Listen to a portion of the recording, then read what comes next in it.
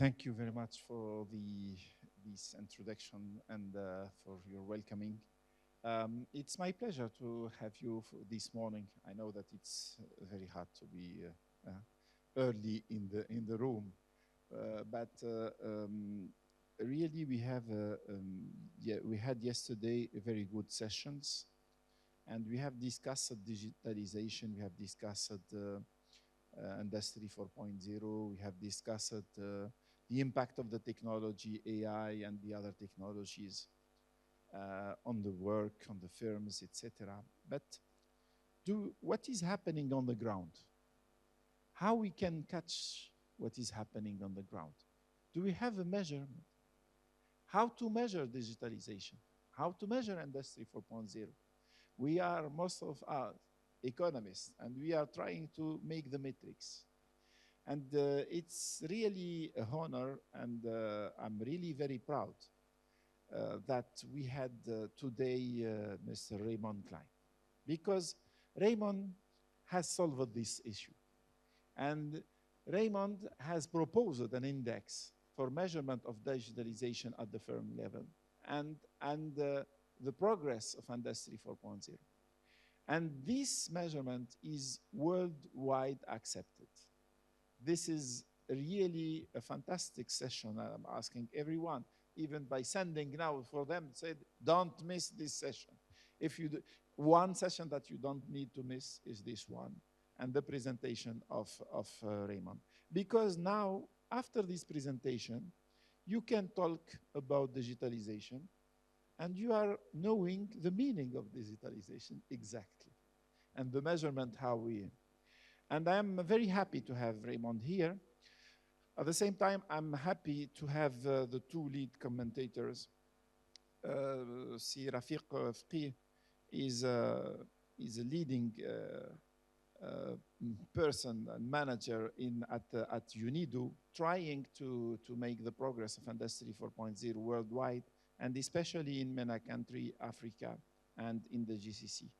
So we are working with Rafiq in the concrete projects, how to help some countries in order to catch up with this technology, and based on scientific facts and things. At the same time, I would like to present Shipad. Shipad was my instructor during this summer, because Shipad will talk about what is happening in the GCC firm. He has assets, so many firms in the region, how they are doing in the digitalization with the Siri index. So applying the Siri index, and then he will give us some insight on what is happening and what are the problems, etc. With this long introduction, I'm trying to give more minutes for the people to walk and to catch up. But now the floor is yours, Raymond. Take your time in order to explain the Siri, the context, and digitalization in general. Wow. We pronounce ourselves wrong inside because I'm German, I cannot pronounce English, because we collect data. And with the data we collect, we give you insights. Where are you from industry segment, from a production category point of view in your transformation? The little butterfly on the top right side is indirect expression of the mission. Caterpillar goes to itself, resolve all structure, comes out as a butterfly. Butterfly survives only in a healthy environmental. And the butterfly effect is a physical phenomenon where you put always energy on a system which is predicted, but you change the outcome of the system.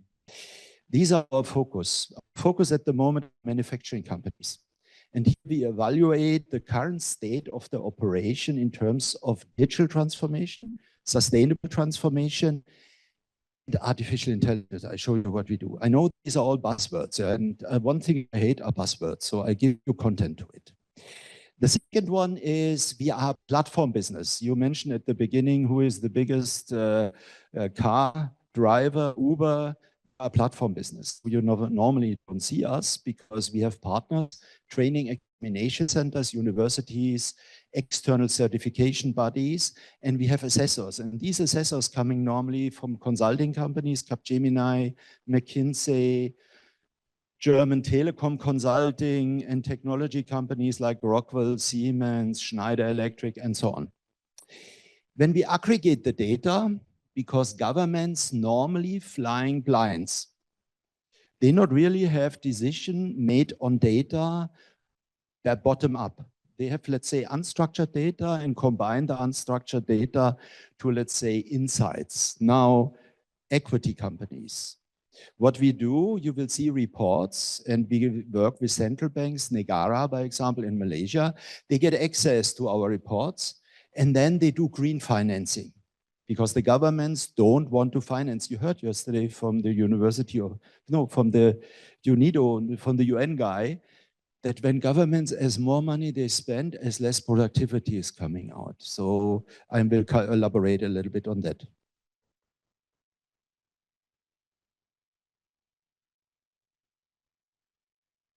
Ah, sorry.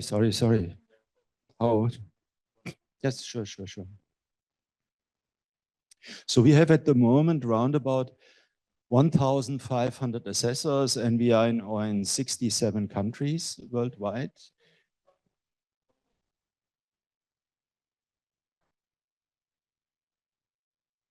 Okay. Okay, now let's go to the next one. Today I show you Smart Industry Readiness Index. So all the prioritization indexes, we call it prioritization index, have the same methodology I present to you. So if you know one methodology, you can extrapolate to the other indexes also. We divide normally the problem in build blocks, process, technology, organization. Then we're going into pillars and we measure underneath 16 dimensions. Looks very holistic, is very holistic, but when you see the results worldwide, you will see that we're really going into detail in this holistic approach. These 16 dimensions are described in a band 0 to 5. And there's a training manual of 300 pages. So Adele had the pleasure to learn 300 pages training. And then there is a multiple choice test with the software. So the certified assessor gets 20 easy, 20 medium, 20 difficult questions. And there's an exam, a practical exam, so that at the end, the assessors worldwide judge the different factories in the same manner. And this is the dimension, how they are described. I would like that you focus a little bit between 1 and 2, because after 15 years of Industry 4.0, and I smiled yesterday a little bit when the UN guy said, it's very low, the adoption. Where is the world after 15 years of blah, blah, Industry 4.0? Aggregated around the world on top level. 0 is starting, 5 is leading, it's 1.8. Start digitalizing processes. Now, what we do, we customize the report. It's a 35 pages report. The assessor will enter the data under T, today's state. Then we will discuss with the company, what is your impact on the bottom line? Where are you focusing on? And what are your essential business objectives? Then our system will take best in class of the industry segment worldwide, and we calculate with proximity factors what are the dimensions you focus on at your next transformation step related to your strategic focus and related to where are you at the moment T, current state. And then the report will recommend which dimension to focus on with a roadmap. The roadmap to be done by the assessor in this case. We will have at the end what you see, a star rating, and the star rating is partially filled. So with one spot, the company can see where they are. And we have conglomerates, they have 425 factories. It is the biggest now we have. They compare all their factories. because very astonishingly, they also don't know where the status of their factories are. And now they compare the factories and they do progression analytics. Which factory is really moving, which one not. But we can aggregate this progression also on country level. And I'll show you later some examples, the data and what analytics you get out of the data. The whole assessment is only 2 days. So you have, let's say, a team meeting of 2 hours, then you do 1.5 days on-site assessment. And then you have a debriefing where you give the manufacturer a detailed roadmap. Normally, this half day might be too short, but here we leave it with the assessors. By the way, we have capita by GDP prices, and they are very low. I give an example. In Germany, an assessment costs 6,000 euro. We charge 400 euro to use our system. If we go to Tunisia, it's 1,000 euro and we charge 40 euro to use it. And this is a little bit the, let's say, the secret ingredients that we look after the capita by GDP and adjust the pricing accordingly. By the way, we are a non-for-profit organization, so we can act differently to a profit organization. Now, how do we structure the data? We have 12 industry clusters. We scanned all standards, and not one standard is covering all industry subsegments. We created our own standard. We have 59 industry segments, and we have 168 industry subsegments. I give an example. Fast-moving consumer goods is a cluster. Cosmetic is an industry segment. Head and shoulders, sun and skin, beauty and color are the production categories. And with it, you compare apple with apple. But you need minimum from a mathematics statistical point, 30 assessment in one country to have an average out of that. If we don't have it, we aggregate on the next level, which is the industry segment.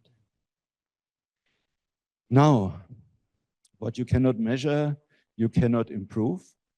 And here is where we start. When you aggregate the data, we do profiles. Profiles of the 59 industry segments or even the subcategories. And based on the profiles, now I'm coming yesterday, we talked about the digital twin.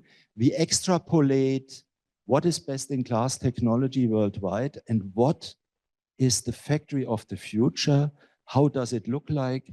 And what are the technology drivers, by example, in Egypt for electronic industry? Because where is the electronics industry at the moment? What are the worldwide technology drivers? And what is the training taxonomy to compress the time to evolve the industry segment in a shorter time than you normally do, sorry to say, in trial and error? Now, we have 2 different approaches. We have a client portal. So the assessor do an assessment, and the client immediately, when he get the report, we will open a client portal, and he get all the access the assessor also having, also the theory analytics, what I show you now. And with it, we have single site owners, but we have multiple site owners, corporate client portal. And here you compare your different portals, your different factories to each other. This is the world of the 15 years. And that's the reason I smiled yesterday when the person from the UN said, there is not much different between the countries. And what you see here is he's right. And even what you can read when you look deeper into the data is that there are certain characters. By example, Europe still focusing on processes, lean, Kaizen. But when you read the data, you will also later, when you have experience in the data, how to read it, that there need to be minimum 0.4 between the technology block and the organizational block. So if you not increase the organizational block with training, the technology block will not follow. So you see how we prioritize the different topics. You can have the presentation. I send it to the lady, ask her, and you can use the data. We work together with an organization in future also for developing countries, because theory is too advanced for micro SMEs, but I'm coming to that topic a little bit later. If now break down and zoom from, let's say, the world, the continents, into the industry cluster, you see on the right side, the multinational dominated industry clusters, which are on average higher scored than the left side, which are small, medium enterprise dominated clusters. And here we have this Xeri analytics, we write it with X. Why do we write it with X? There was a discussion about Industry 4.0, Industry 5.0. When I see the data, I say, I would also start with Industry 5.0 because we haven't managed to reach 4. So we at the moment rename it to X.0 to keep it, let's say, a moving target a little bit. Now, let's move a little bit to countries. What you see here, and I smile again, the country was mentioned yesterday. What you see here is the 3B benchmark. 3B means the green line on top is the top 10% of all companies worldwide. In this case, of 17 countries in the same capita by GDP as the orange line on the bottom. This is one country, a developed country, who asked us, where are we in comparison to the same capita by GDP countries in the world? So what you see, the blue line are the bottom 80% of the multinationals of 17 countries. And the red line is the bottom 10% of the 17 multinational companies. The orange line is this one country, and they were shocked. They make a public film now out of it because they lost completely their productivity. That was, by the way, also yesterday mentioned several times, that the world not gains productivity. And this we also see. Now you can make with the data a root cause analysis, because the companies will never release their cost position to us. But what they do, they give us the percentage of cost to 100%. When we made a root cause analysis here, we saw that this country, the orange line, is not having any depreciation, 3%. The average of the 17 countries has 17% depreciation. With it, the labor costs were 20% higher. The SG&A costs, because the enterprise was not connected with the job shop, were 15% higher. The material costs were higher. Only slight advantages in maintenance and in utility cost. So they didn't invest. They kept the technology as long as possible, and with it, instead of reaching cost leadership, they lost cost leadership. And another interesting part, artificial intelligence. Now, what is the basic for artificial intelligence? Job shop connectivity. Here you see, we have a zoom. Here you see the employees 0 to 200 SMEs. Here you see until 1,200 employees. And here you see 1,200 to 10,000 employees on the top line. When you see the job shop connectivity to extract data, to use artificial intelligence, 90% of the companies are not ready. And the product portfolio is missing, especially for SMEs. The Siemens, the Rockwells, the Ciscos, they only focus on the big companies. They're not focusing on the SMEs here. And they don't have the sales channel and the products ready to connect the SMEs. Now, when we go into governments, we have 15 modules, and we work with the governments together. And here you see one module, which is the first year, the assessment project tracking dashboard. So you will get already, let's say, the zoom into the industry clusters. You see where are the different assessments results. You can click on the points if the company agrees, data protection, depending on the country, and then you see which company it is, how many employees they are, in which segment they are. So you have already certain analytics. Only when we did the first year and collect enough assessments, we going then into an extensive analytics. And what you see here is we have, by example, excellence matrix number 8. So we measure really performance KPIs so that we see when a roadmap was done, how was the excellence KPI in the state at the beginning, and after 2 years when the measures were implemented. Is there an improvement and how much is improved? Why do we do that? Because we have correlation analytics with Gen AI.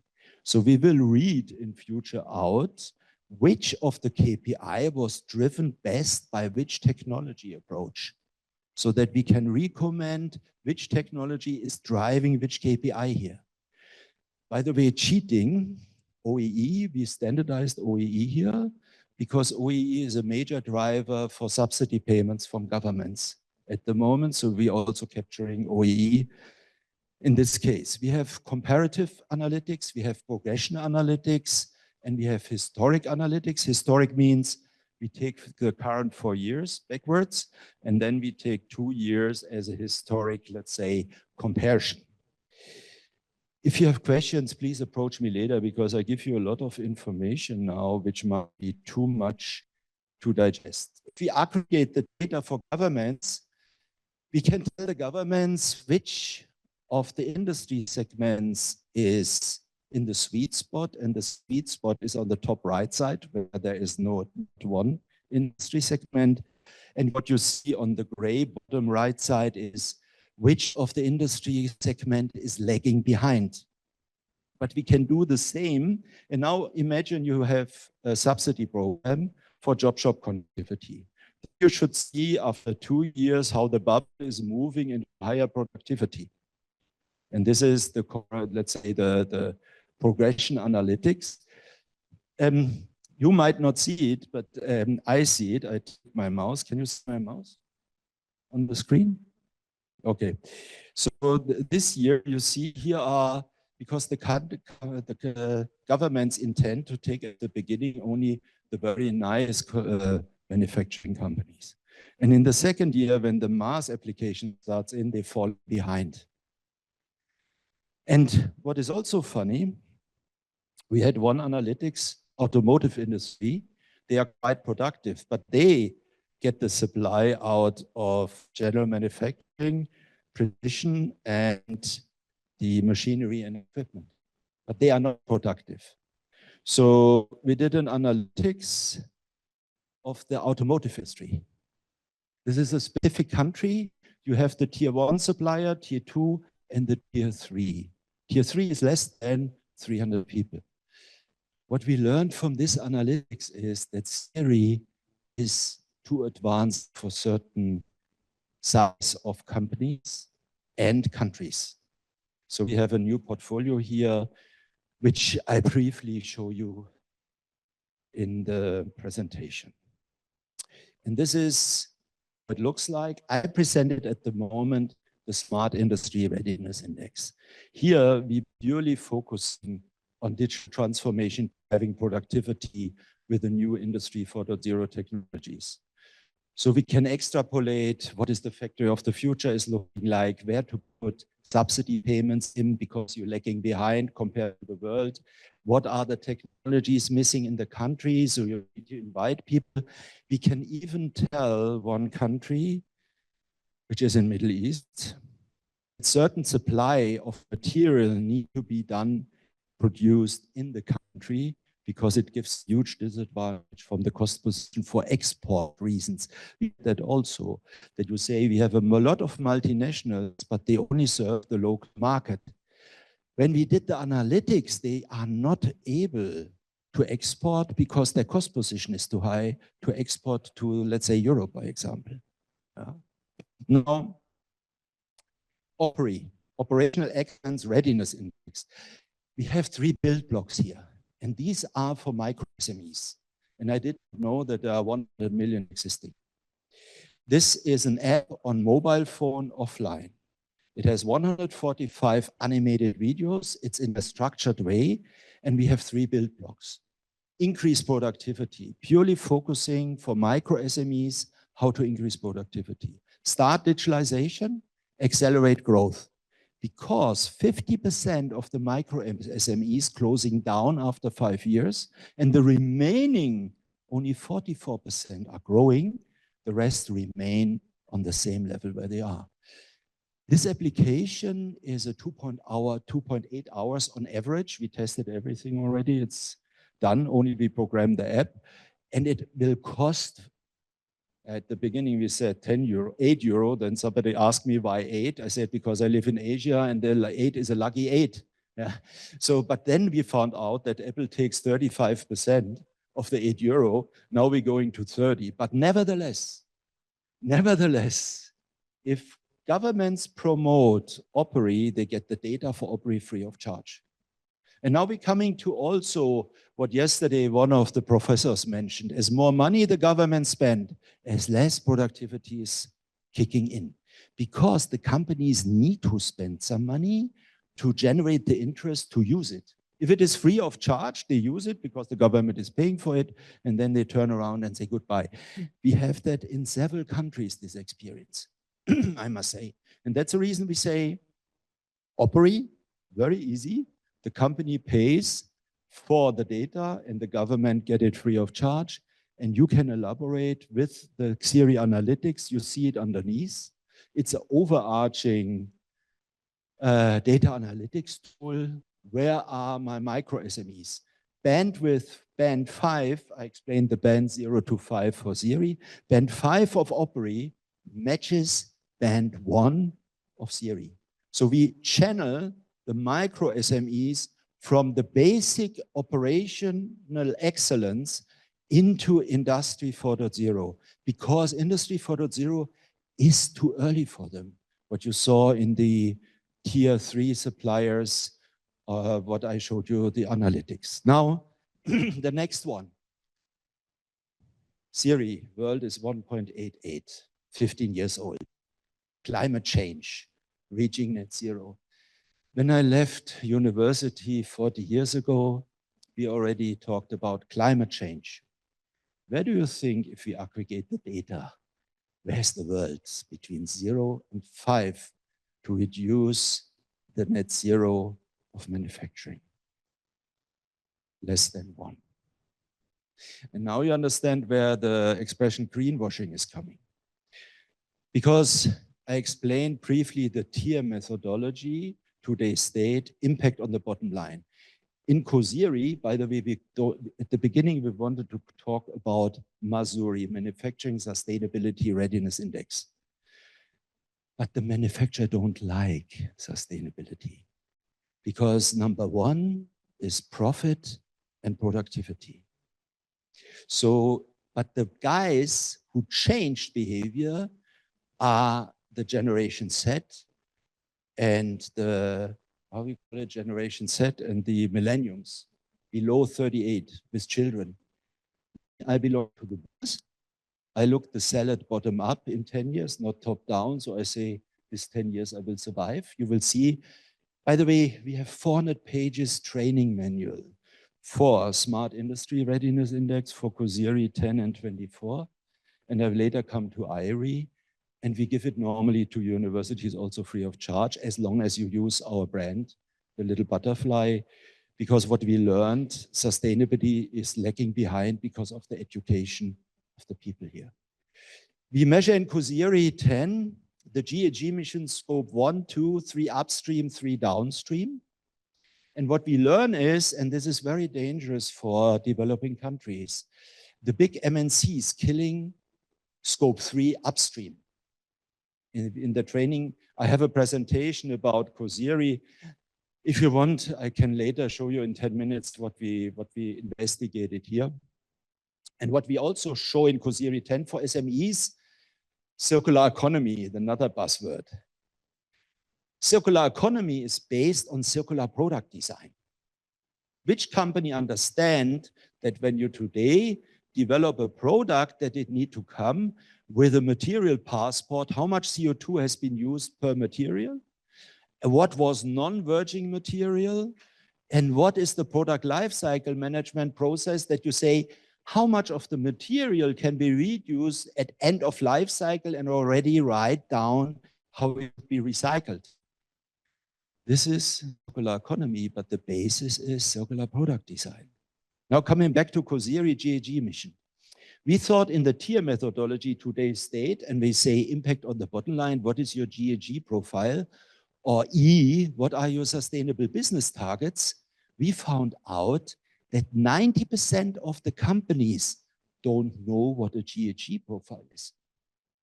And the other 90% also don't know what is a sustainable business target. They don't understand that.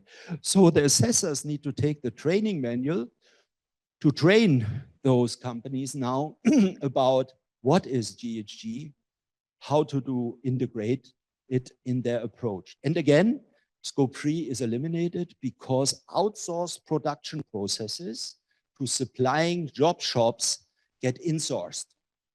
Technology used, there was some critical voices, but we see 3D printing.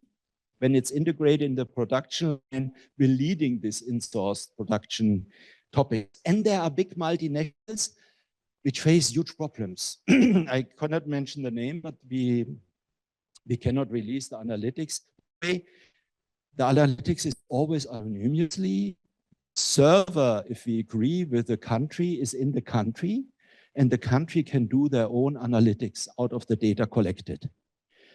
And the data collection is paid by the company, but the country then can have a look, where is my economy at the moment? And that's the reason why we say we driving manufacturing ecosystem, and in brackets, economy systems. Now, IRI, Industrial Artificial Intelligence Readiness Index. This is another, I just wanted to say pain in the, but I don't say that because it's a complete different animal. The job shop connectivity is not given. When we have the job shop connectivity, the data is not interpretable. So the system setup for AI is not given. So we at the moment developing IRI will be launched in January. Again, if governments want to have the data, please approach me, because we give the data. Then if the government promote OPERI, we give it free of charge. And we also can discuss the price if the government moves in. I mean, 30 euro is not a lot. We did an investigation. Normally, it's between 300 and 2,000 euros, such self-assessment tools. But as mentioned at the beginning, we want to take 8 euro, but Apple wants too much out of that in percentage, so we're going a little bit up in the price. That was the end yesterday of my presentation. But when then the professor von Aachen were criticizing many things, a little bit negative and so on, I was thinking, okay, I add some other slides that you know what we are really doing. The metaverse is dead. He's right. So we created Synectopia. It's come from Greek, places and connect places. The governments which take our assessment tools, they get GMA, Global Manufacturing Excellence Index. It will be on smart factory, on net zero pioneering, on ESG, and on artificial intelligence in the future. It will be driven locally by the countries itself. We have at the moment 15 countries doing that, and you will see XERI Analytics. It was not very clear for my first presentation. I left it a little bit open. XERI Analytics will read each database by itself, but will read cross the databases. So we then read what is the digital transformation with the artificial intelligence doing, which artificial intelligence focusing on which application is driving productivity best. Which of the micro SMEs using which technology to drive their productivity.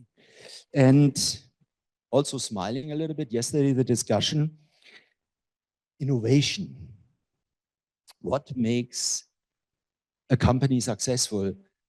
I was very young, but I remember that one from a professor, application know-how, R&D in-house power, market power.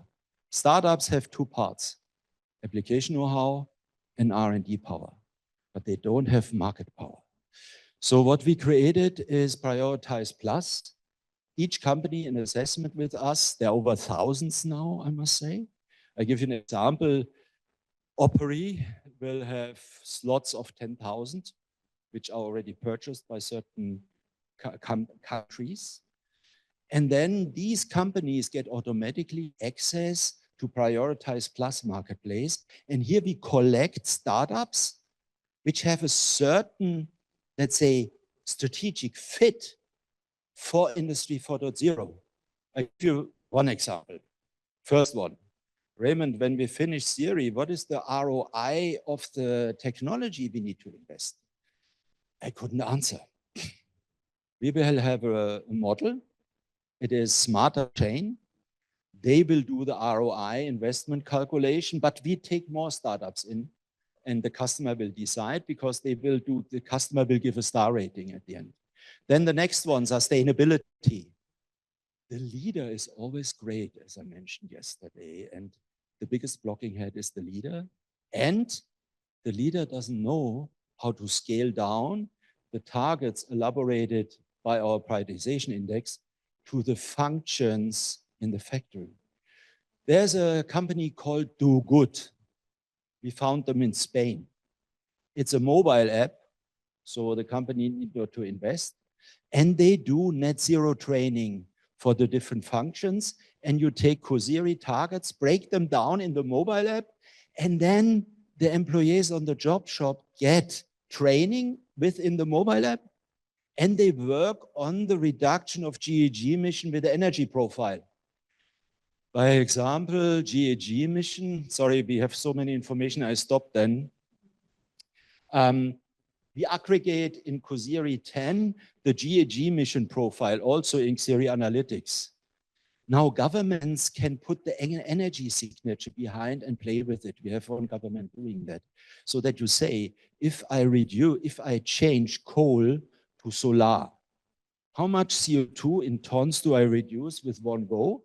But how much do I change the cost position of the manufacturers? Okay, and with it, now I'm coming at the end. So this is Synectopia. So we connect places and we have two innovation platforms. One is Manovate, challenge-based, and one is Innosphere, where we do matchmaking, the dimension with technologies from startups. And with it, I finish.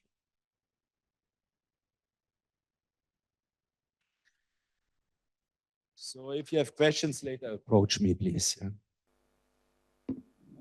Thank you so much. It's okay. I have my microphone. Perhaps Raymond, if you can go back to the slide with the numbers in order to see really the state of digitalization. So as you say, we need to be at when you are saying industry 4.0, we need to be at least at 4, between 4 and 5. And when you see the state of the world now, we are between 1 and 2.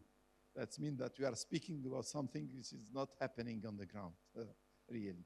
And this is, yeah, perhaps to keep it. And Raymond, in the region, you are which country are you have said you are working around 70 countries. What are the countries that you are working in the region? At the end of my career, so I'm not very diplomatic. Don't apologize my direct approach. The developed countries are very arrogant. They say, Raymond, we have our own Rami 4.0, it's from Aachen. You need 3 months to understand, 3 months to do an assessment, and then 3 months to understand what you need to do. So we focus on those countries coming to us and say, Raymond, we need help. And these are we have contracts with Saudi Arabia, 2 others undergoing, I cannot mention, here in Middle East. We are in Egypt with GIZ. We have a country with Brazil, Senai, for 1,200 assessments, and they will expand to 20,000 assessments. Kenya is approaching us. We have with Philippines, Vietnam, Malaysia, Thailand. But we are not with intention in the top 10. Because I say if we conquer the villages surrounding them, they will come at the end also. This is the strategic approach we have here a little bit. Let me take some question from the floor, and then I will. Sorry, Si Rafiq, I know that you are attending another conference and for your speech, but just I'm taking 2-3 questions for clarification.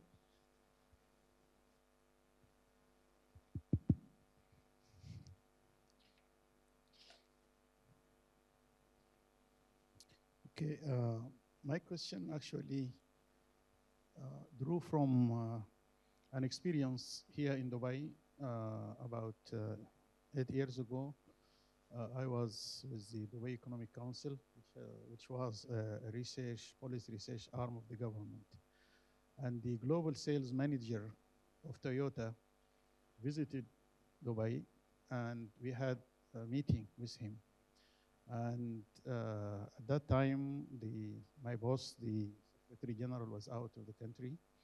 So as a director of the research department there, he asked me to explore the possibility of an assembly line of the Toyota cars in Dubai.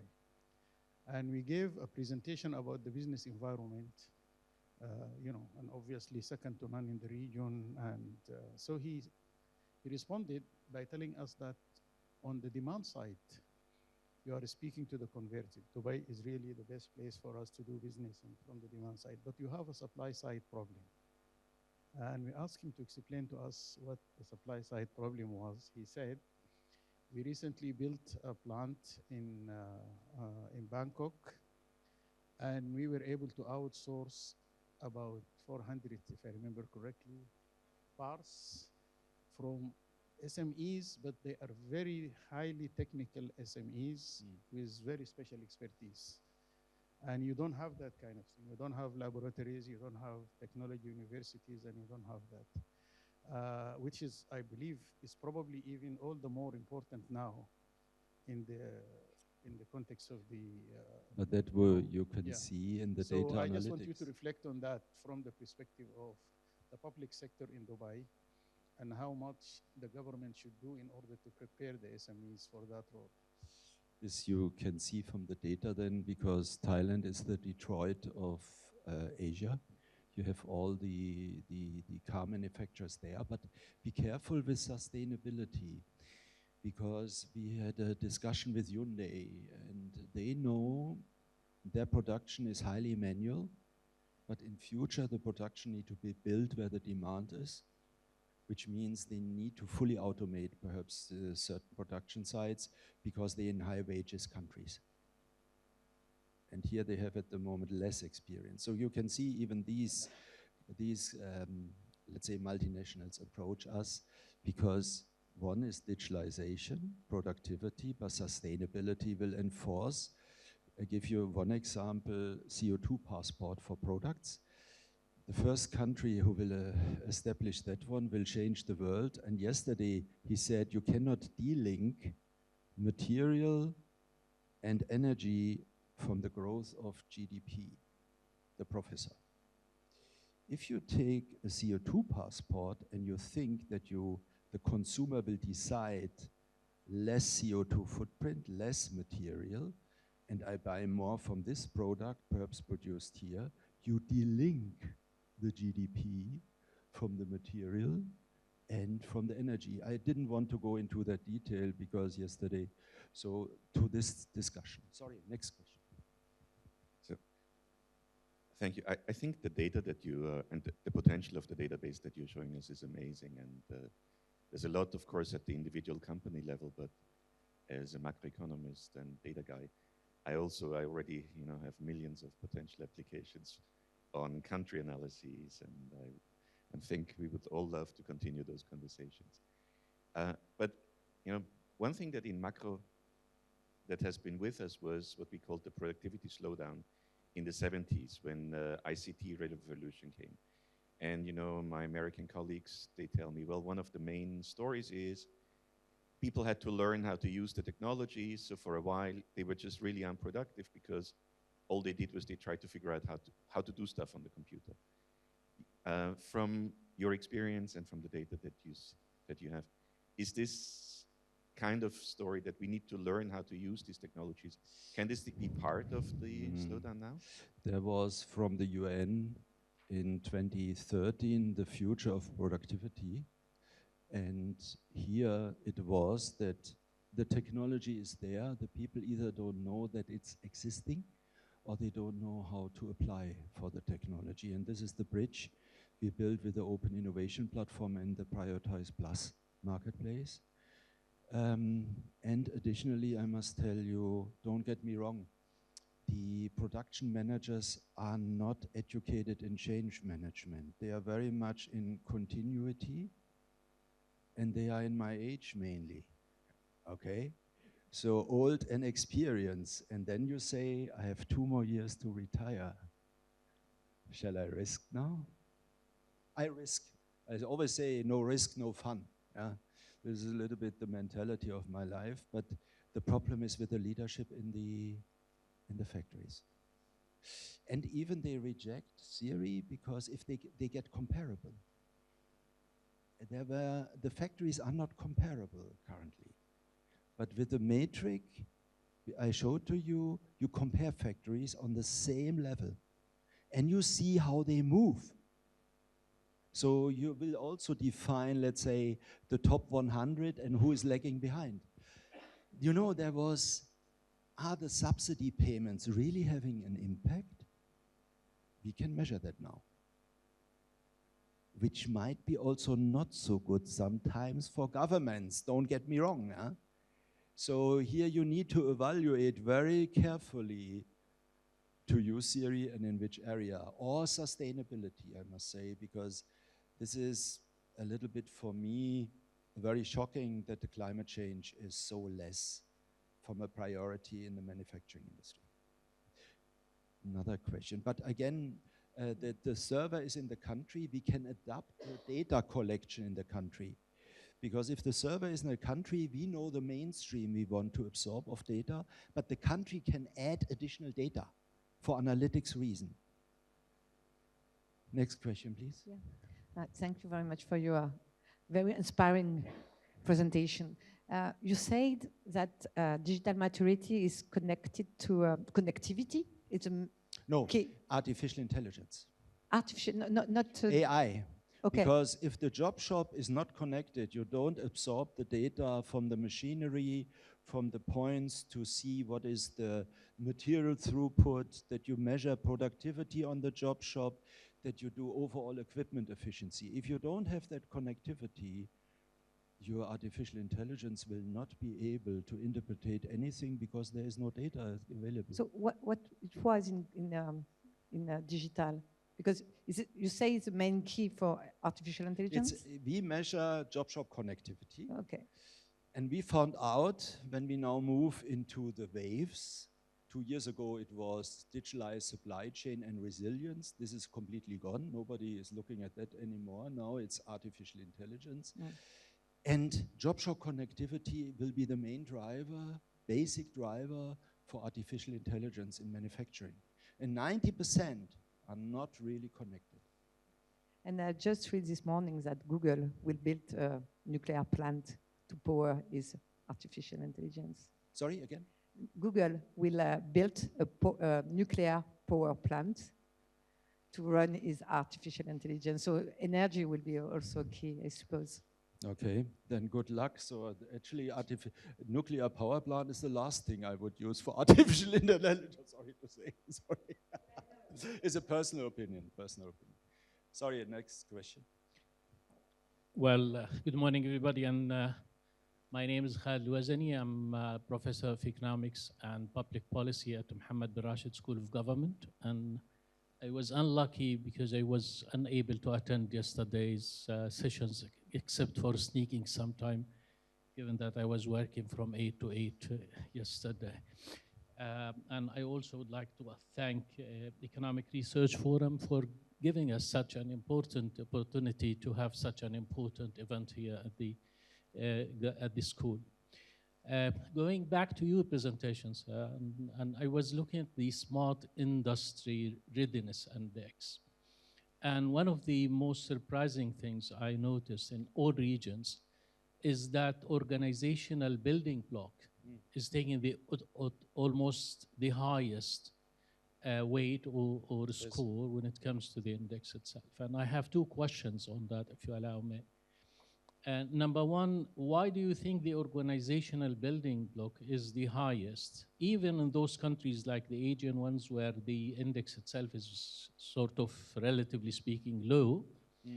It's 1.6 in Asia, where technology is only 1.13 and process is only 1.45. And even in North America was the highest with 2.02. That's number one. Number two is, do you think it has to do with the weights that you give to the three blocks? Is it the same weight at the end, or it's the same weight? It's the same weightage. So it doesn't have to do with the weight. But I can answer it. But I'm very much interested to know, because for me, organizational building block is the most important part to start looking into, smart solutions, AI, and what have you. So how come it is high in all regions, and especially in our part of the world, and then it's very low on the other aspects? Thank you. I don't know how to share. Can somebody show me how to share the slide? Because I can answer the following question. We also learning more and more with the data and with the experience of the assessment. Always leadership is the highest, and the lowest is the workforce. So the organizational build block is driven by the leadership, who is always great, but it's not great. The assessor is talking to this leader and show him how his factory look like. Now, the problem is that we now integrated, yes, thank you, that we integrated, sorry, wait. Yeah, but I want to show you another one.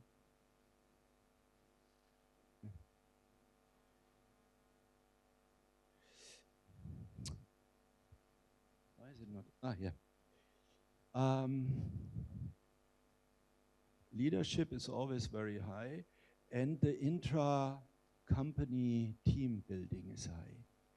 Because one major lever for Industry 4.0 is to break the silos in the organization. But we learned that normally the leadership is the highest, so we have an interlock. We normally don't publish that. If workforce is not going higher than 3, leader cannot reach 4. Our system will cut it to 3, even the assessor gives higher rating.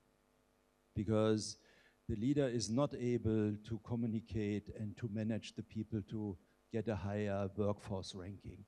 But it's very much driven by the intra-company setup of the team. This is why it's so high. Strategy and governance is relatively low. And this is the reason, because the SMEs have no strategic department. And this is where our prioritization index, that's the reason we call it like that, is generating with the report an automatic road mapping for SMEs. So 60% of the assessed company are small, medium enterprises.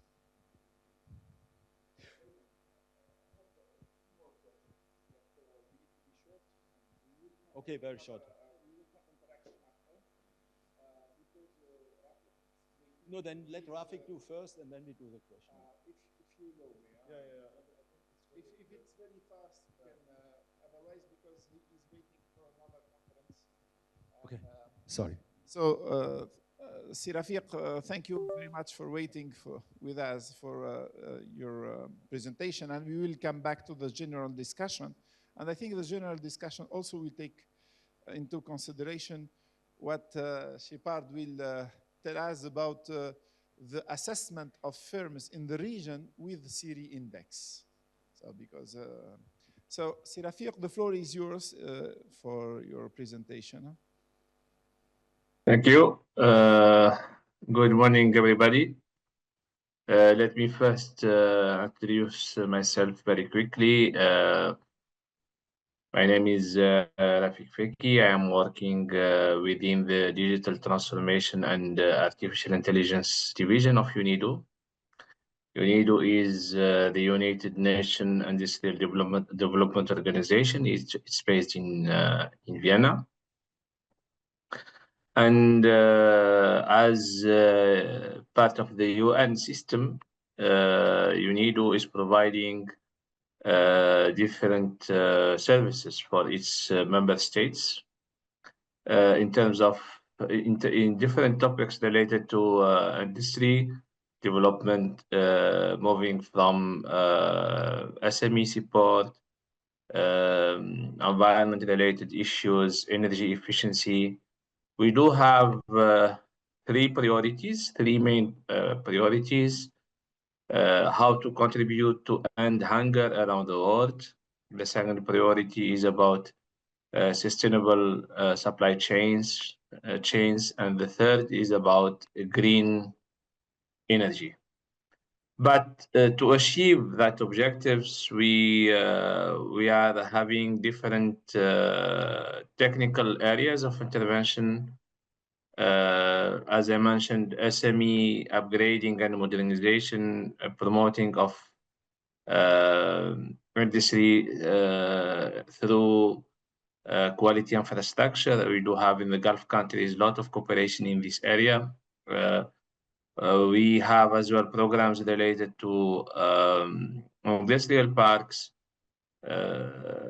programs related to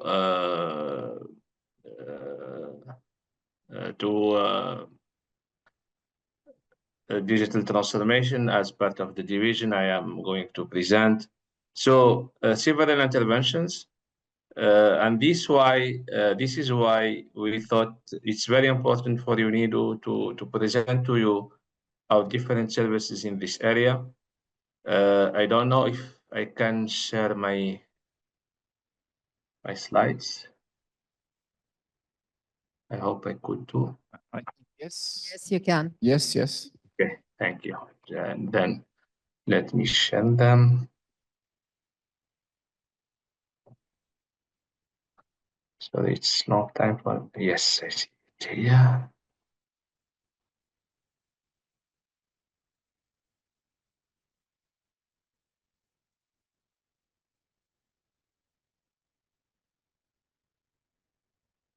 Yeah. So to promote digital transformation, you need to came up with a strategy for our member states, which is based on the central part would be, of course, digital transformation, but digital transformation and the fourth industrial revolution, or in some areas of the world, we call it Industry 4.0, is touching almost everything.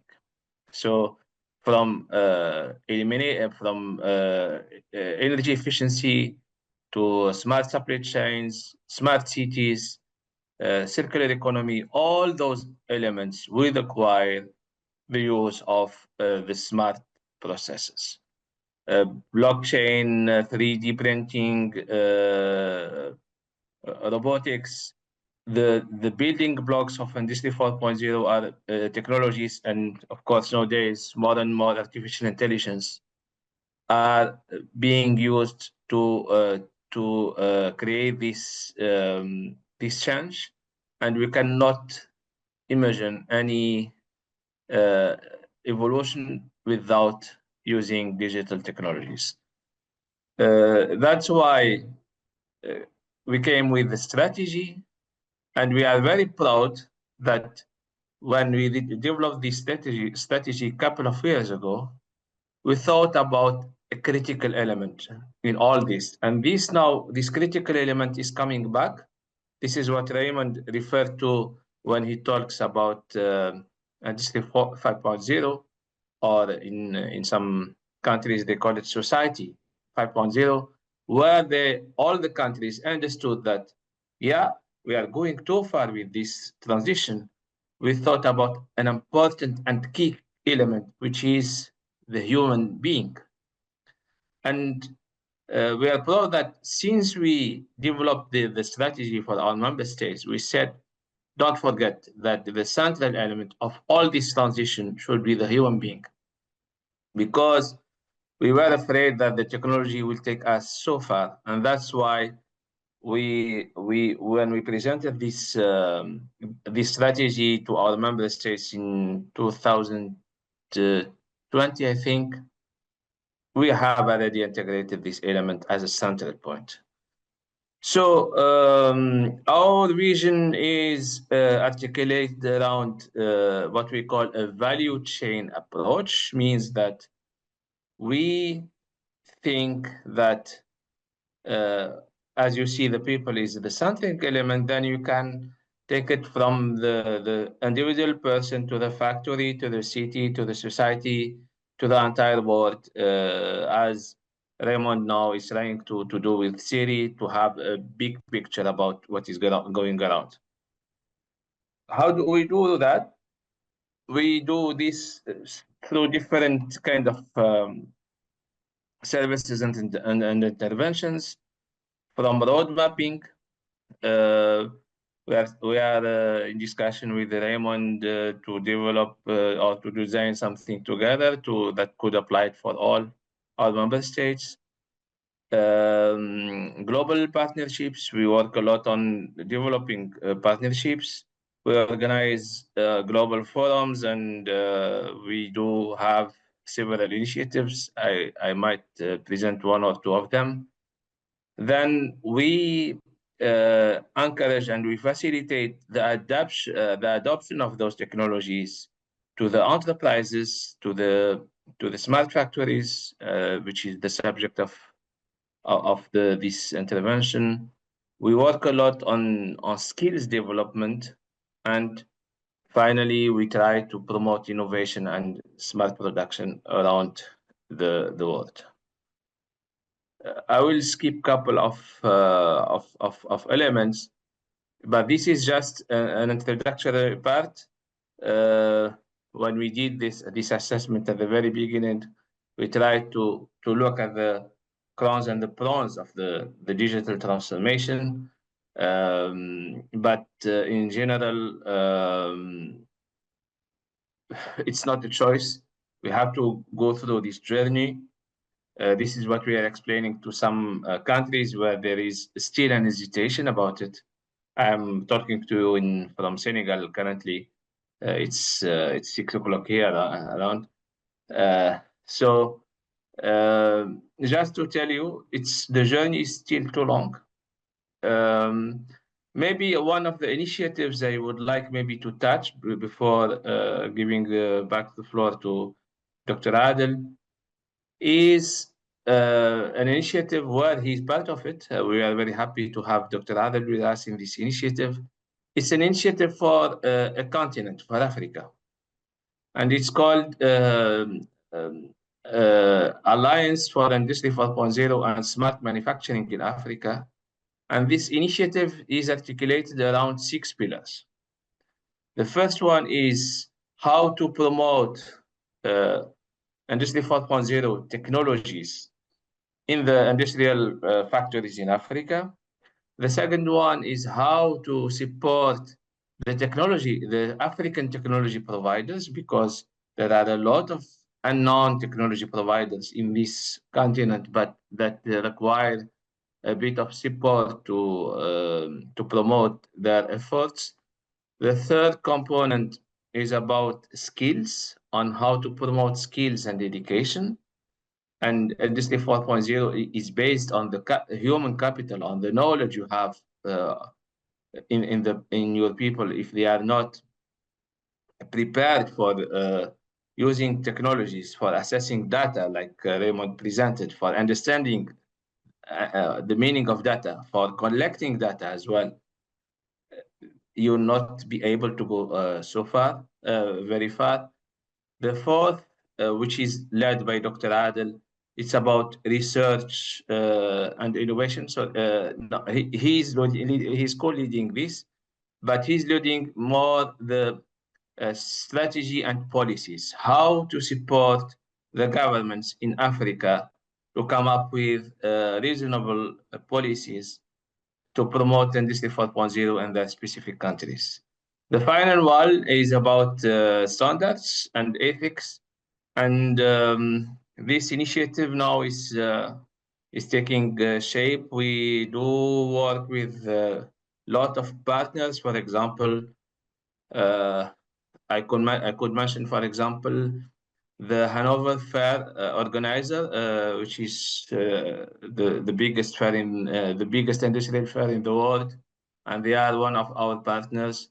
The company is called Deutsche Messe.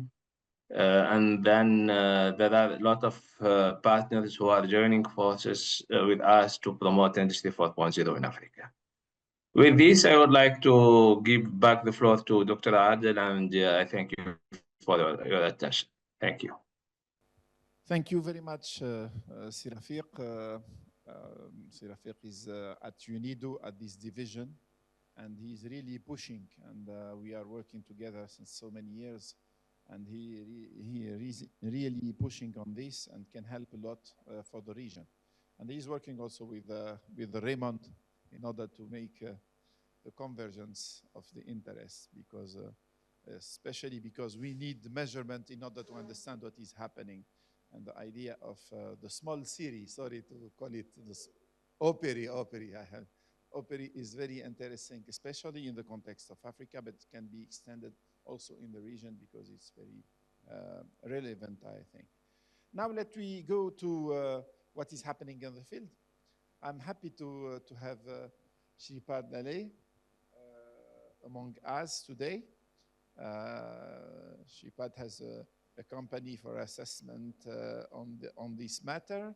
He has done a lot of assessment in the region, so he can tell us about what is the state of the digitalization in the firms nowadays in the region, and you can share with us your experience and really what are the insights that we need to know from the field.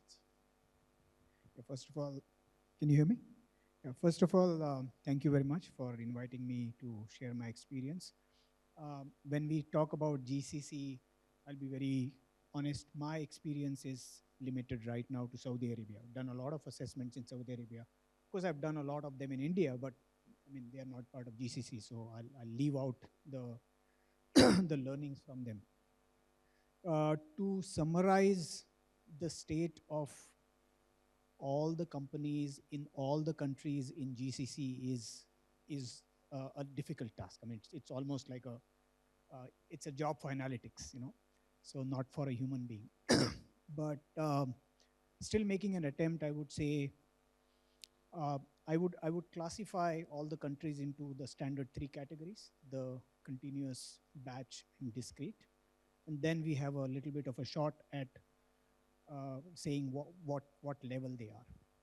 So on the Siri model, there are, I mean, I don't expect everybody to understand or remember all the components of Siri, but broadly, it is the automation, the state of the automation. Second part is the state of the people. And the third part is the state of the process, you know, vertical integration, how data is communicated. So continuous industry by definition is more mature, because without automation, the process doesn't work. I mean, you cannot have a refinery that is not automated. You cannot, sorry? Oh, here? You cannot have a refinery that is not automated. You cannot have a cement plant that is not automated. So there is a certain level of maturity that is inherent to the industry itself. So that they have. So I mean, no surprise there.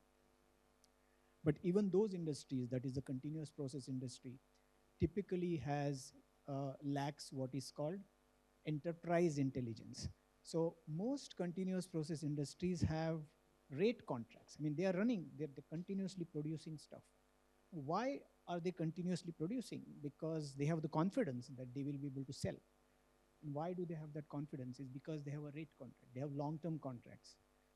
Because of that, their agility in their enterprise processes, you know, the customer to the company to the supplier, that agility is not there because apparently it is not required. So one of the dimensions of Siri is enterprise automation and enterprise intelligence.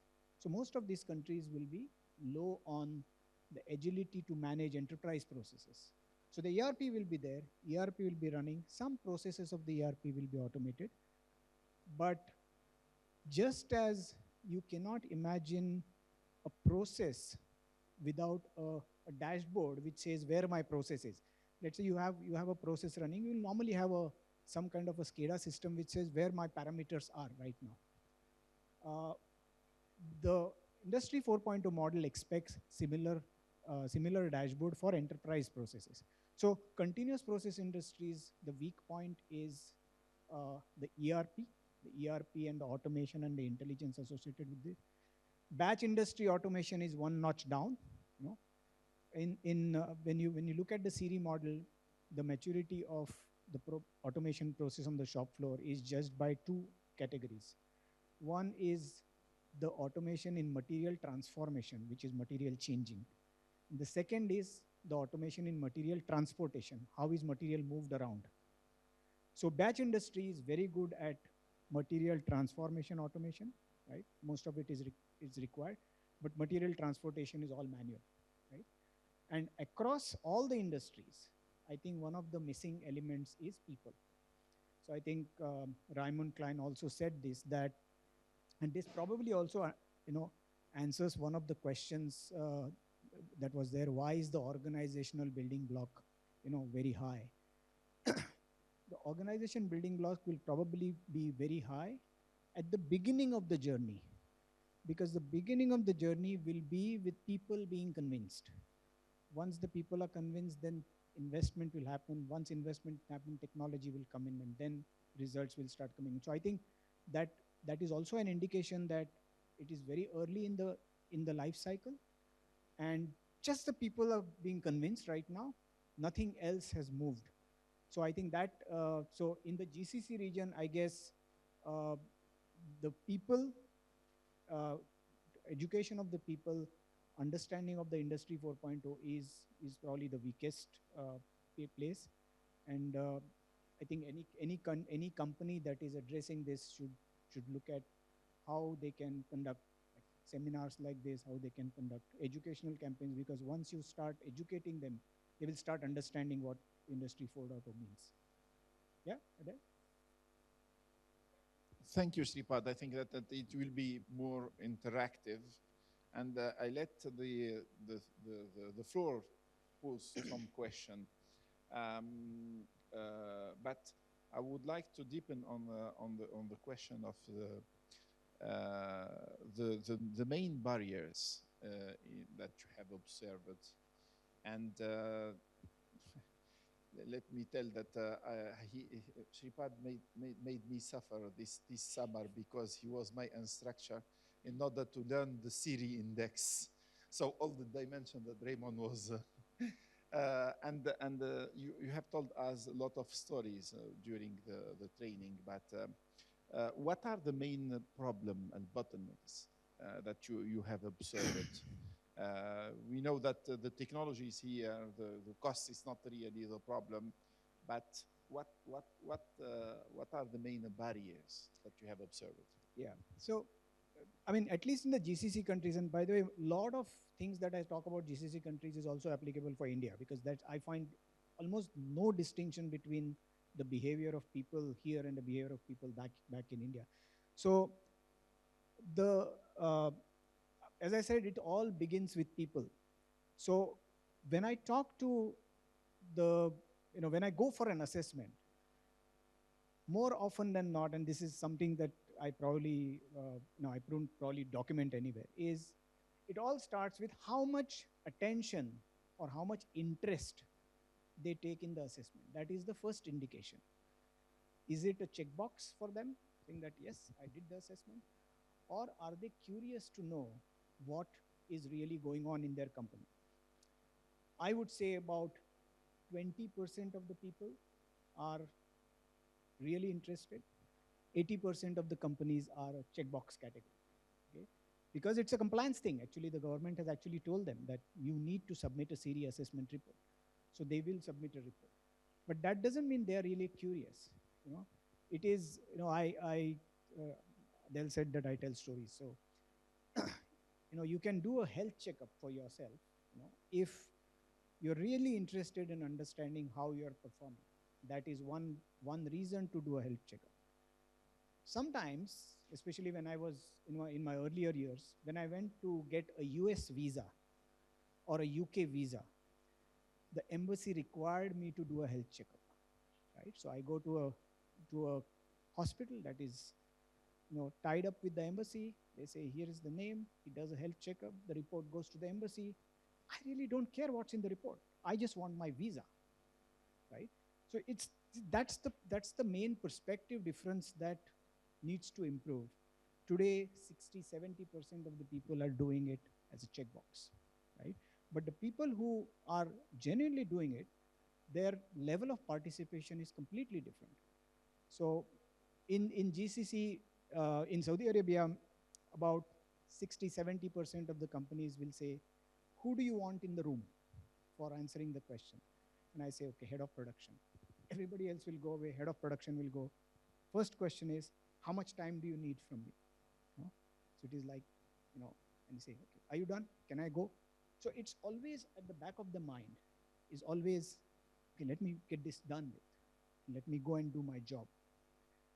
I think that is the beginning of the problem, because the leadership in the companies in the other 25% categories, the leadership has told all the people, today, for the next 5 hours, there is nothing more important in your life than this assessment. Okay, do your delegation to other people, for the previous day. And when that happens, I see the entire leadership team sitting in the room for the entire, whatever, 6 hours or 5.5 hours. I think that's the indication. So once that is, I would say, the first step of beginning a digital transformation, which is commitment. If the people are not committed, no matter what the score is, no matter what technologies bring in, eventually the people will not use it.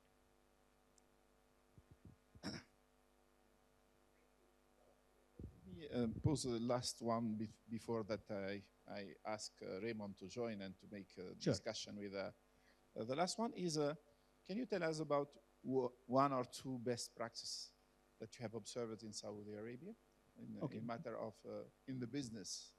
Best practices by the company. By the companies, yes. Yeah.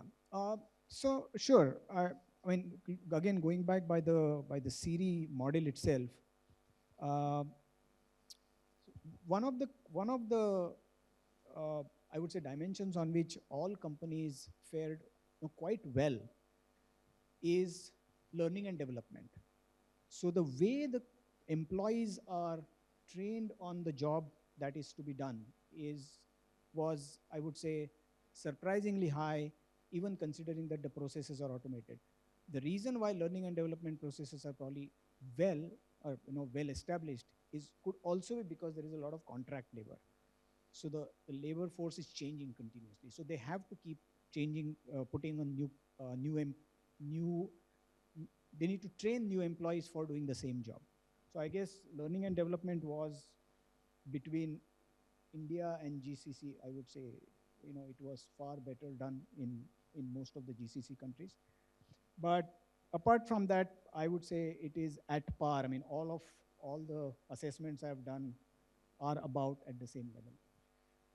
Is there any bargaining in the market at the end? Is there any? Bargaining. Are they bargaining in order to have at the end to say that they are not? Yeah. That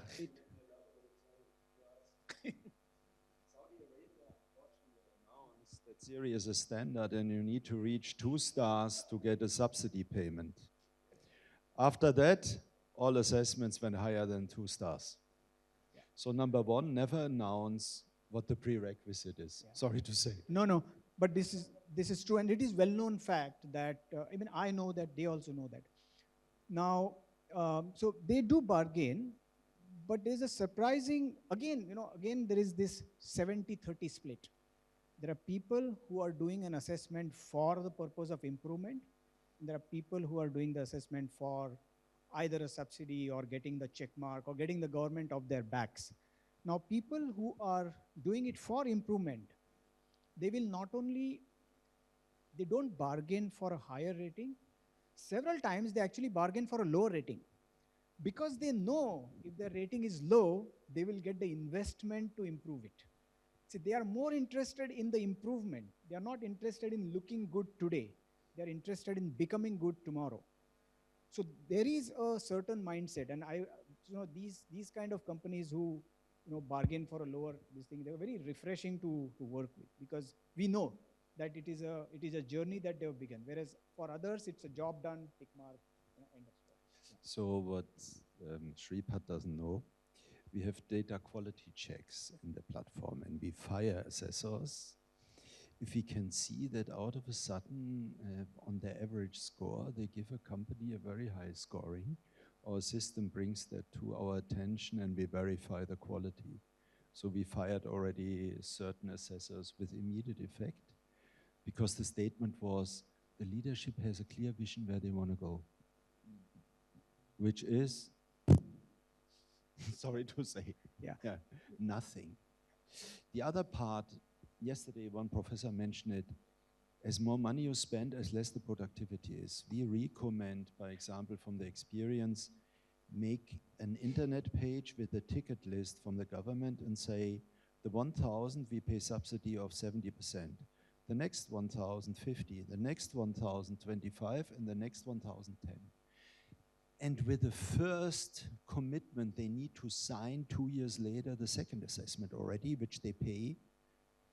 Government only 10%, and they pay 90%. Now they need to pay for it. And then they want to have something out of it.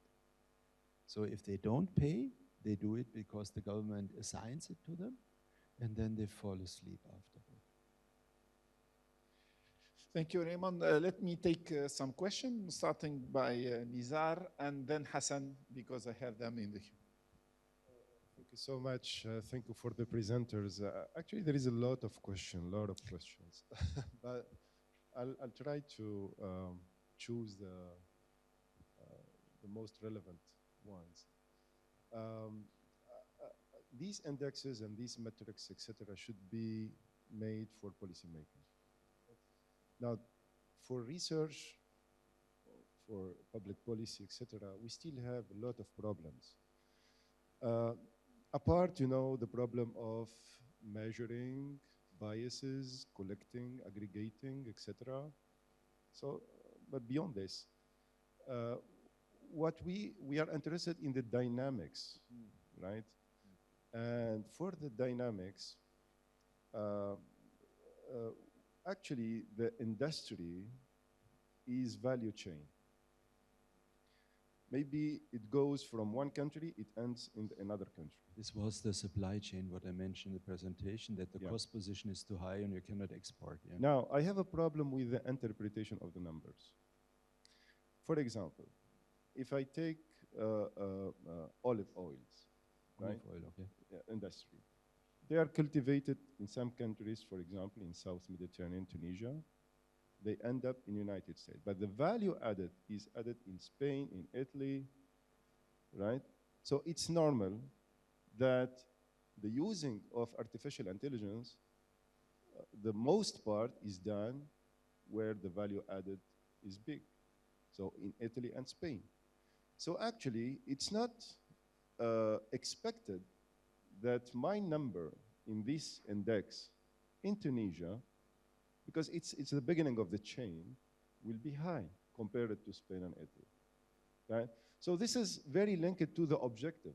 Some industries are intended to be sophisticated. And I think there is a good paper, Houseman, about sophistication. So and that's, yeah. No, I interpret, let me I tried. Because I try to make my point clear. I try to make my point. So So actually, the interpretation where we compare countries, right? I think countries with low numbers depend on their strategy. Is their lines are intended to be sophisticated and with higher automation and thank you so much. Thank you. You can address Number one, to the value of the supply chain and who adds up what, is very difficult to capture because the companies will not let us know their pricing. That's the reason, by example, the cost position we take in percentage. The KPIs, the performance KPIs, we take those, not intimidating them to release secret numbers, but that they are comparable from a performance point of view. That's a little bit, let's say, an edge thing to do. What we can say is that we can see when we look in the cost position of certain countries that we say the supply chain should be insourced, the material production should be insourced because you will not be able to export because your overall cost position is too high compared to the country you want to export to. So we measure that from a cost position point of view. This we can do. The dynamics, I must say, how to say, the dynamics very much, to be honest, is that you regulations. We can read the regulations which are missing. I give you an example. How many CO2 is in a kilowatt? Nobody can answer. Because what is missing from a policymaker? So-called granular energy platform. I'm standing up, this chair is too small for my size. Energy platform, which means I have a synthesizer, and my manufacturer, I order 20% solar, 30% nuclear, and the tax is different. And then the system calculates how much tax I pay. But then centralized, aggregated, the policymaker can read which trend is coming. Is it more wind? Is it more solar? Where are they focusing on? At the moment, it's flying blind. Now we're coming to the next one. How many CO2 is in a cubic meter of water entering the factory? Nobody can answer that. And even not answering, how much CO2 is generated in the sewage plant? There are so many open books in policies, but this only we learn when we're going into the detail of the data itself. KSA is now working on policies, but again, we will not release that because this is a country topic. So they now building around SERI policies to drive the adoption of the technologies quicker. And we work with Swiss Smart Factory together. So by the way, we're not doing all the things. We're looking for ecosystem, for partnerships.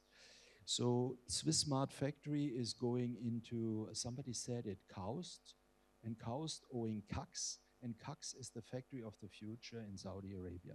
And they now doing, based on the maturity profiles we deliver to Swiss Smart Factory, what are the technology drivers and what is the training taxonomy to compress the workforce and bring them up to speed to higher productivity, enabling these technology.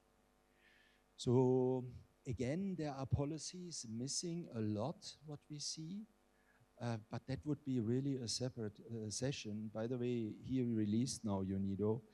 UNIDO will take Operi, and it is a very low price. So we have lot sizes of 10,000 assessments where we agree, and it is peanuts what they pay because, you know, when you give somebody a job, it's a job, but I have the passion to get the background information based on the data. The other thing what we cannot answer is country-specific topics. That's the reason why we put the server with the data normally in the country if we get an agreement with the country. So KSA, the server will standing in KSA. We most likely, we at the moment speak to Aramco Digital, that we do a franchise system with them. Because again, that they build up all the things surrounding SERI, interpret the data, and add-on data, because the countries might want to see certain data, other countries are not interested. So we only have the mainstream and do the aggregation of the mainstream of the data. Here I learned from SAP, because we can see which of the data might be for interest for us, because we take the ownership in the development of the platform and the extension of the data. So if there is a data which is for interest for the whole world community, we will integrate that one into the mainstream of our prioritization indexes. So very much the policymakers honestly missed, sorry, this is another presentation, sustainability.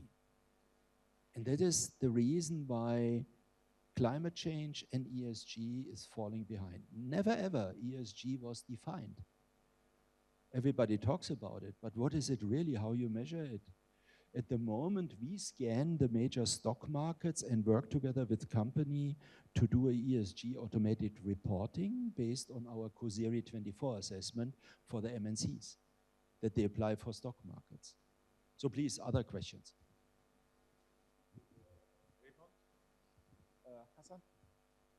Yeah, thank you very much. I agree with your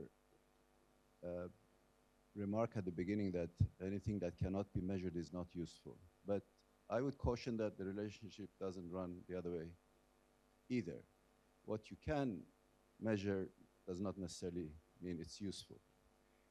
And the rationale for this is there's a whole industry of composite indices that measure things left, right, and center, and they have limitations. There's a big literature in economics on composite indices. In fact, what is called as the tyranny of ranking tables and so on and so forth.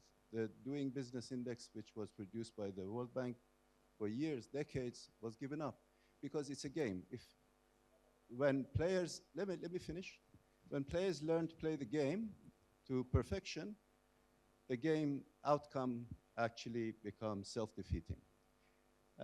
This is why I agree to some extent with the previous speaker expressing doubt about the comparability of the country aggregated data. Because if you don't have industries which are representative or equal samples in different countries, how do you aggregate and compare one country with another when I think your explanation that some of these countries that are included in the analysis don't even have commitment. They come in just to tick the box. That actually weakens the aggregation outcome. So you have unrepresentative number of companies in different countries. 80%, I quote you, of them are uncommitted. They're playing a game because their boss told them go. So I think a degree of humility in presentation of the results at the country level or continent level, the aggregation level, is not a bad thing. And more seriously and more philosophically, the problem I have here is the jury is still out in terms of what you call shop floor connectivity, AI, digital transformation, whatever you want to call it. The link between that and ultimate impact on productivity is yet to be explained. It's more than an aspiration, it's more than a hope. The earlier question mentioned the impact of earlier ICT on American industry. For decades, for years, people were looking to see the impact of ICT adoption in economics data. They were failing to find the impact on American manufacturing productivity. Likewise here, I think this was very evident in the last slide that Rafiq showed. There are pluses and there are minuses. The minuses should not be lost sight of. Data fatigue, information overload, etc., etc. All of these point to a very simple fact. Impact, ultimate impact, will vary tremendously on different industries, different production lines, and so on and so forth. This will be far from an even and balanced impact. And this is where the devil is in the detail. Rather than aggregate to the highest level possible, one really needs to break down impact at sectoral and task level. The impact of AI on a barbershop is not going to be the same as the impact of AI on a refinery. I agree with you, refinery has to automate, right? That's the way to the future. And maybe future, we all go to automated barbershops and nail polishing shops. I don't want to rule that out. But the impact in the meantime is different. And this is why I would end by referring you to a study by Aren Acemoglu, who won the Nobel Prize a few days ago. And he argues the impact in terms of productivity, this is my comment, should address two things. What percentage of industries consists of tasks that lend themselves to automation? This is a big question because there's a lot of variation. And number two, what percentage of industries overall are open to automation? So industries and within industry impact. And he doesn't come up with very high figures in his analysis. So slightly different perspectives. I'm going to give the floor after, but just, I think, long question, so long, no longer. So Unido gave me background about the World Bank, why they skipped it. I think that has a certain reason. Was a compliance topic, what I learned from Unido. The impact, I don't know how to share the slide now. Can you?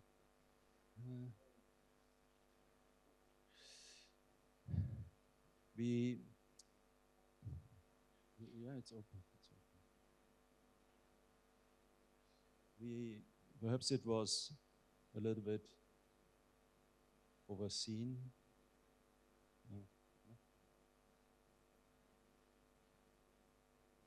There is a performance matrix.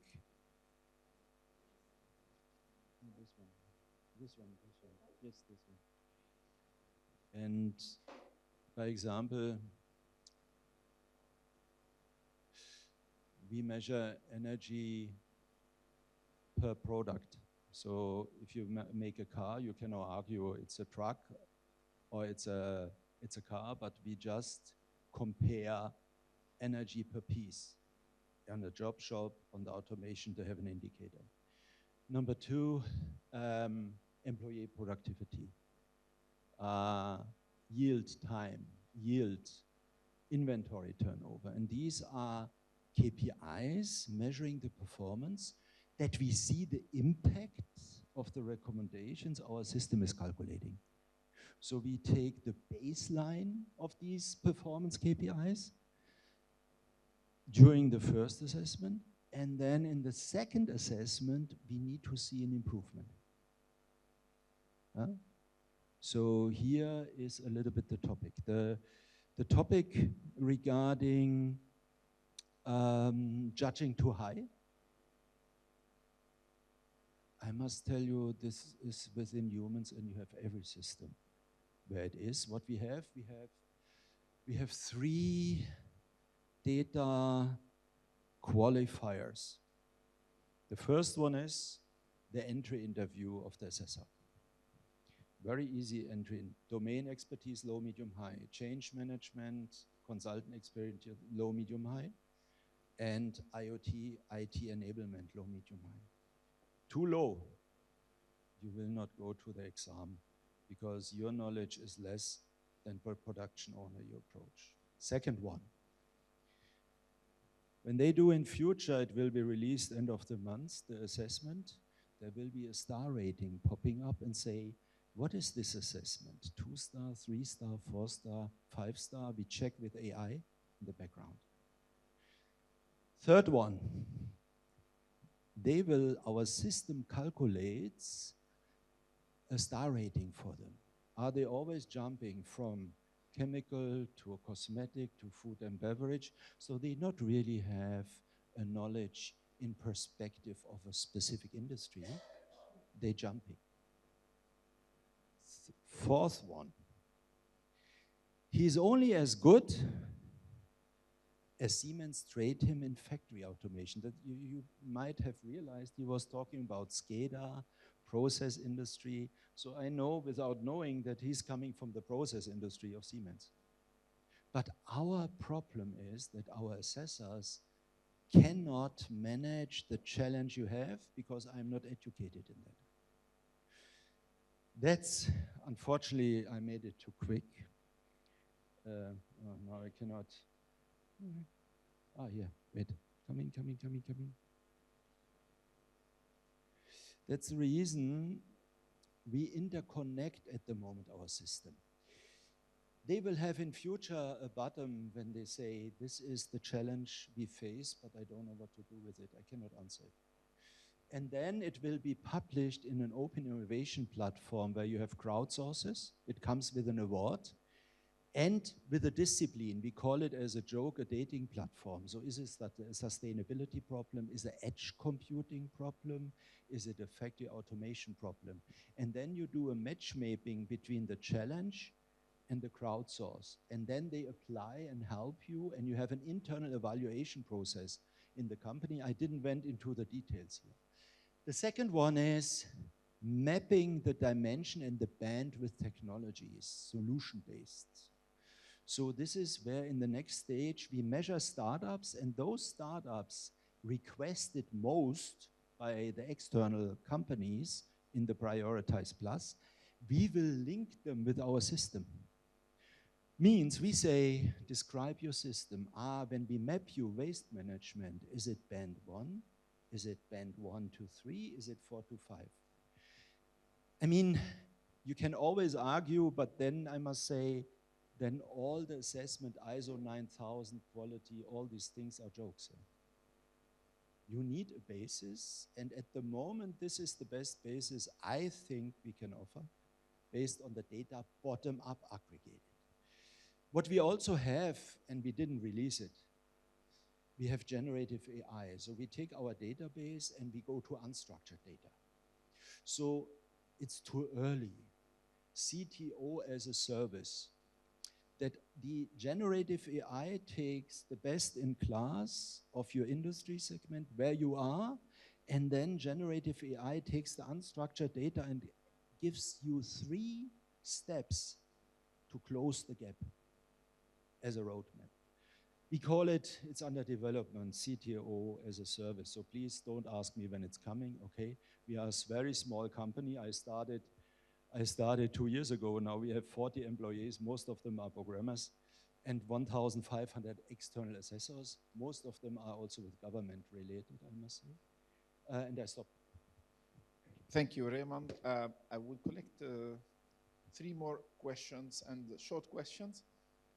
There are a lot, but I will, we're starting by you. But short question, short answer. Don't, also keep in mind that we have Shepard and Rafiq online, because, so,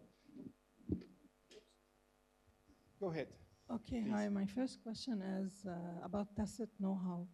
Because, you know, if these industry, you are assessing them differently, but if they are located in the same ecosystem, the tacit know-how will basically affect their scores when it comes to learning and development and employees.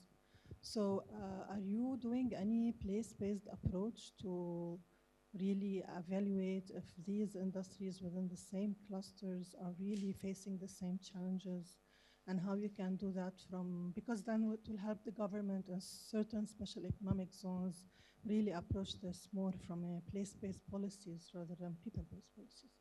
That's my first question. My second question is diversity and inclusion.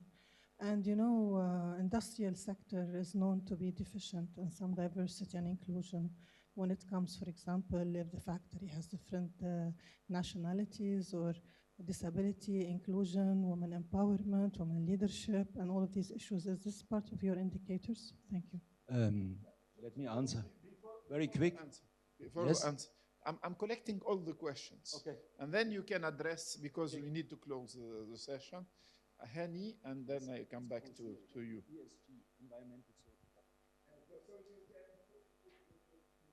Yeah. Hello, my name is Hani Al-Batsh. I am AI and Digital Transformation Advisor. My direct question is how overcome the integration of challenges and integration the digital transformation and emerging technology within all the school frameworks. So, you know, because digital transformation depends on innovation, and innovation is disruptive and changing everything. all schools, it's constant and not changing.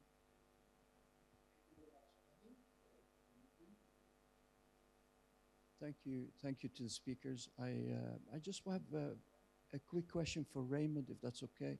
We want to know a little bit more about the maturity levels. What sort of, how do you divide them? Just speak a little bit about it, just to understand a little bit more about that. Thank you. Yes, very quick. It's a proposal. I mean, if we look at, because you have very good and large data, and it's very, very interesting.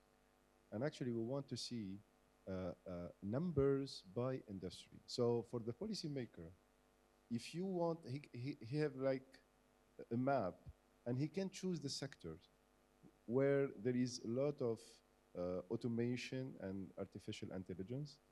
And then actually they negotiate with which part of the chain will capture in his country.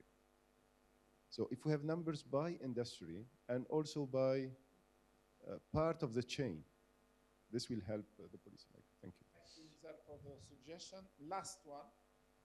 Okay, and very related to Nizar's point, based on, and this is really a question for all three, because I think UNIDO captures a different geographical space, and then you capture more specific countries, and then of course, Raymond, you have the overview, right? So in the international comparison, which sectors do you see are the sectors that are most advanced? Semiconductor. And which sectors do you see have the highest potential to catch up? Because that will be important for industrial policy in the various countries. Next question. Even after the last, there is another one. I forget my So friend. perhaps if we didn't answer the question, raise the hand, then I remember. Okay. Please. Just a quick observation on the question posed by Dr. Hakimian, I believe. I completely agree. If you search for AI readiness indices, AI preparedness indices, there are many of them. But the implicit assumption in all of them is that everybody needs to adopt AI. In fact, there are very few tools which look at suitability. Not every business necessarily needs cutting-edge AI. And again, I think it goes back to this issue of implicit assumption, potentially hype and obsession. We just have to take a step back and look at the big picture and see where these technologies do bring added value. Thank you. It's another question. It's not a question. Can we first to start? highlight the importance. Thank you. Thank you. Now, just I wanted to highlight the importance on services. So because you mentioned the industry and goods, but services, what do you think about the... Okay, yeah, I can answer that. the importance on services. Thank you. The next question. But we start because I know it will be short. And then the floor is yours. I just want to, I mean, I think your question is more for Raymond. The microphone. So for you, we measure it, but not in theory, because it's only the education sector on employees, not the diversity. This we measure under environmental social governance. This is COSIRI 24. So COSIRI 10, sorry. So COSIRI 10 is environmental. These are 10 dimensions: GHG emission, procurement, scope 3 upstream, downstream, supply chain, and circular product design is COSIRI 10. COSIRI 24, we expand that to enablers, strategy, social and governance function, and very much looking to ESG on MNC level, multinational level. I hope that answers your question. The reason I passed it on to him is because by definition, a serious assessment. But this is not a race. Okay, the reason I passed it on to Raymond is, by definition, a Siri assessment, the border of a Siri assessment is a plant. So as a part of my scope, I have probably no responsibility or no possibility of aggregation, right? I mean, I might do my private aggregation in an Excel sheet because I love it and all that, but that doesn't stand. Only the portal can do the aggregation. Okay, so for me, each assessment is independent. Yeah. So that was the first one. What was the second question? Sorry? Place-based. We do that. But clusters, we do it on continent, or we do it, yet you say G7, G10, or you say ASEAN, or you say Middle East, me and Middle East, what are the Middle East? So that but we never compare country by country and company by company. So we do zoom, and this is your answer. We have 4 filters which can be customized, and we have dashboards, 475 dashboards with analytics, in theory 16,275.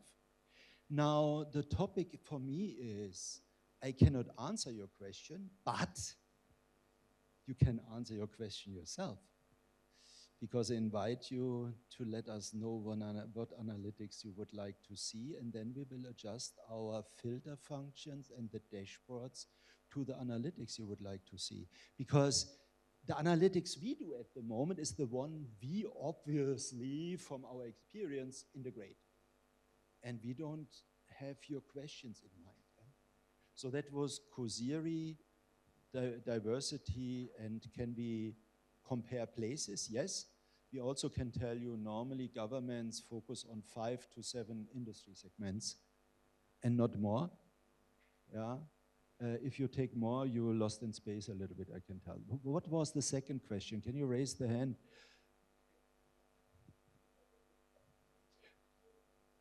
Okay. So what we capture free text from the assessors. So we asked them, what technology did you find, why you rated it 4, 5, and most 5 are in China at the moment, I also need to say. And then our system will take the tier reference and will take best of best. What are the drivers and why? How have they been declared by the assessor? And then will do the extrapolation in which direction to go. We give recommendation, but at the moment the Chief Technology Officer, as a service, is with them. So it is only as good as the assessor is and the knowledge is. That's the reason our system calculates in future a rating of them. So today there are 2 roles that exist in the market. One is the assessor, who may or may not be the roadmap builder.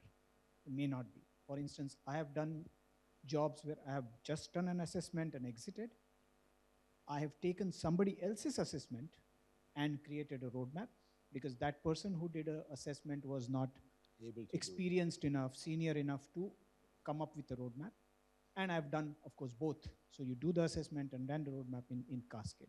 So both these, all these 3 are possible, but as you can imagine, creating a roadmap takes a whole lot more understanding and experience. But I think your question was, your question was very technical, right? What it's about frameworks. Okay, yeah. So so right now this is a consulting assignment, but I see already in the Siri model, they're already building a roadmap component. So at least at a high level. So if you do your assessment and the top 4 dimensions happen to be integrated product lifecycle, vertical integration, and then leadership competency, then it will automatically start recommending some 2 or 3 solutions. And then for those solutions, some kind of ROI calculation. Okay, but I think it's coming. What I can tell you, by example, the multinationals, they do playbooks now. So they have over 100, 200 factories, and then they see a pattern and want to create a playbook in the pattern. This is the electronic production of railway and the electronic production of energy. So what is the playbook going from bandwidth 2 to 4? They want to jump. So this is possible, but again, this is still human driven at the moment. It's too early to jump on generative AI. What was the next question? Perhaps. No question, no comment. Yeah. And I think that, yeah, thank you very much, Raymond. Thank you very much, Shripad. Nizar mentioned olive oil, and he said that we produce olive oil, and then the value is captured elsewhere. So, as you know that when I moderate a panel, I have always gifts. And this time Olive oil.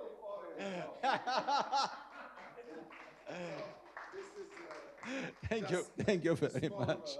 Thank you very much. I like olive oil, good one. But again, thank you very much. So with this, yeah.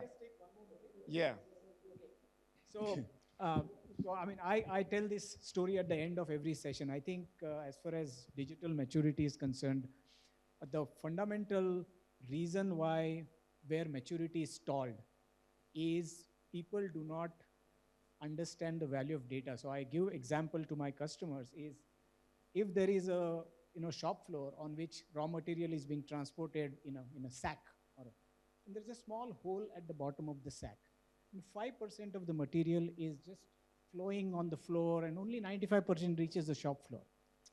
Will you be okay with that? And the obvious answer is absolutely not. I think what we need to educate our customers is while you will not tolerate 5% loss of raw material, you are actually living with 95% loss of information. You're just throwing away the information. Because they don't understand that information is a valuable commodity, it's stuck at that point. Once that education completes and they start seeing information everywhere in the street, seeing value, I think the rest follows. That's my observation. Thank you, Shripad, for this. And with this, we finish this session.